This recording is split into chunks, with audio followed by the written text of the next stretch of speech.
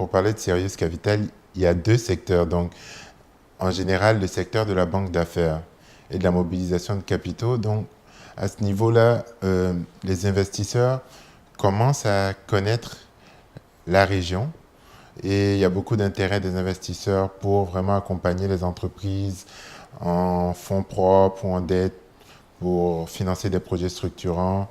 Donc, les mobilisations, disons que même si directement les IDE ont régressé un peu au cours des précédentes années, on voit des tendances qui poussent à être optimistes.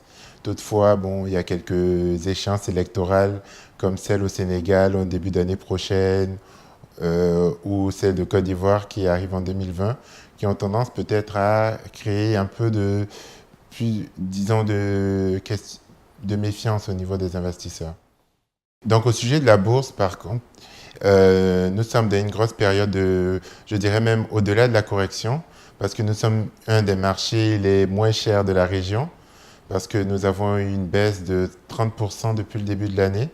Donc c'est un sentiment, c'est une baisse qui ne s'explique pas par les fondamentaux de l'économie ou des entreprises qui sont sur le marché.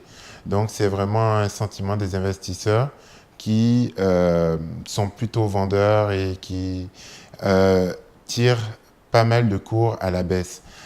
Donc ça, c'est un enjeu d'arriver vraiment à changer vraiment la philosophie du marché pour rentrer dans une tendance haussière.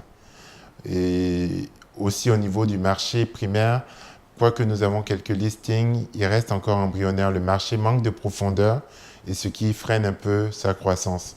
Donc il y a de nouveaux produits, il y a le troisième compartiment qui commence, qui sont vraiment en pleine éclosion et qui pourraient permettre vraiment d'approfondir le marché. Donc la réglementation essaie de suivre, on essaie d'avoir de nouveaux produits à offrir aux investisseurs pour arriver à avoir un marché beaucoup plus dynamique.